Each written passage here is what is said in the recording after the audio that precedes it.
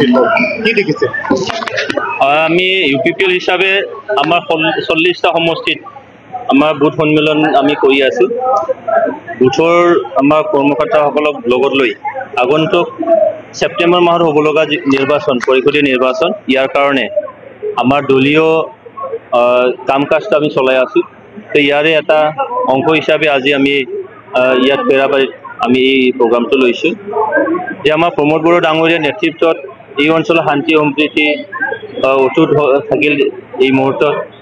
যে আমাৰ জাতি জনগোষ্ঠীৰ মাজত বিশ্বাস আস্থা এইখিনি আজি নিশ্চয়কৈ আহিছে তাৰ কাৰণে আজি 26টা জনগোষ্ঠীৰ 35 লক্ষ জনসাধাৰণ আজি একত্ৰিত হৈ আগন্তুক নিৰ্বাচন নিশ্চয়কৈ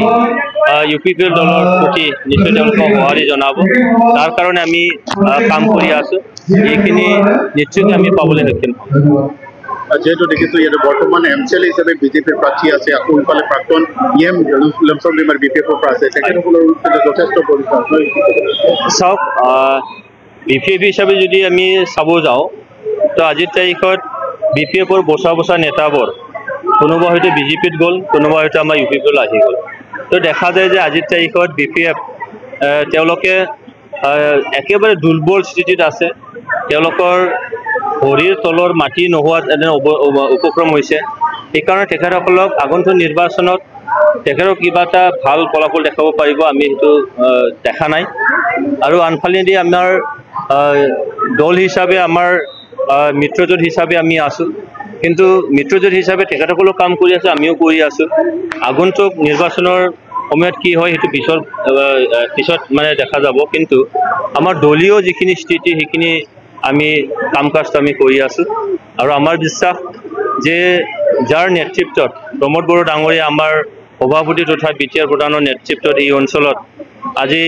35 লক্ষ জনসাধাৰণে এটা আস্থা আৰু বিশ্বাস নিশ্চয়কৈ ৰাখিছে কাৰণ আমি নিৰাপত্তা দিব পাৰিছোঁ জীৱনৰ নিৰাপত্তা সম্পত্তিৰ নিৰাপত্তা যোৱা সময়ত 17টা বছৰে সেই নিৰাপত্তা মানুহে মানে ভাবিবই পৰা নাছিল তেওঁলোকে শান্তি যে ঘূৰি আহিব সেইটো হয়তো সপোনতো হবা নাছিলে কিন্তু সেইখিনি আজি আমি ইয়াত দেখা যায় এটা সময় আছে আৰ্মি আছিল ইয়াত অপাৰেশ্যন চলিছিলে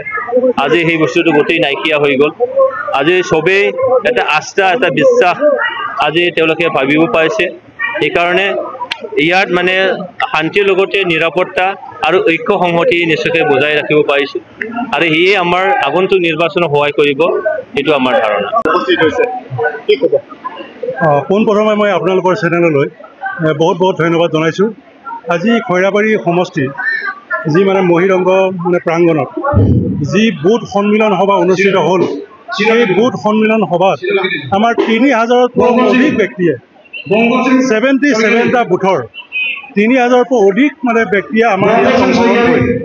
এইটোৱে প্ৰমাণ কৰি দিয়ে যে আগতনো 2025 চনত হ'বলগীয়া যি ইলেকশ্যন পৰিষদীয় ইলেকশ্যন সেই ইলেকশ্যনত কোনো শক্তিয়ে ইউপিপিএল দলক পৰাভূত কৰিব নোৱাৰে আৰু এই আজিৰ তাৰিখত যদি ইলেকশ্যন হয় খৈৰাবাৰী সমষ্টিত ইউপিপিএল দলে 25,000তকৈ অধিক ভোট লৈ আমাৰ উইনাৰ হৈ যাব জিকি যাব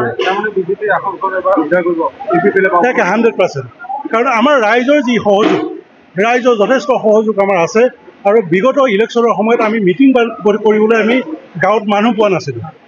তেতিয়াও আমি 14,000 ওপৰত আমি ভোট লৈ তাৰমানে দ্বিতীয় স্থানত আমি আছিলোঁ কিন্তু আজি ৰাইজৰ সহায় দেখিছোঁ প্ৰতি জাতি জনগোষ্ঠীৰ মানে 26টা যি জাতি জনগোষ্ঠী আছে সকলোৰে আমি সহযোগিতা পাইছোঁ আৰু সকলোৱে আমাক সহযোগিতা আগবঢ়াইছে আৰু ইতিমধ্যে বিভিন্ন দল সংগঠনৰ বহুতো ব্যক্তি আমাৰ ইউপিপিএল দলত যোগদান কৰাৰ কাৰণে আমাৰ লগত যোগাযোগ ৰাখি আছে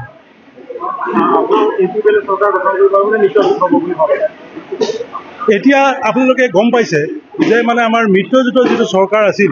বিজেপিও ইতিমধ্যে তেওঁলোকেও মানে এককভাৱে তাৰমানে ইলেকশ্যন খেলিব আৰু আমিও ইউপিপিএল দলে 40টা সমষ্টিতে আমি প্ৰতিদ্বন্দ্বিতা কৰিম আৰু আমাৰ ৰাখিছোঁ এই 40টা সমষ্টিৰ ভিতৰত আমি যিটো আজিৰ তাৰিখত আমাৰ যিটো অংক ওলাইছে আমি 25টাতকৈ অধিক মানে আসন লৈ পেলাই আমি একক সংখ্যাগৰিষ্ঠতা লৈ আমি চৰকাৰ গঠন কৰিবলৈ গৈ আছোঁ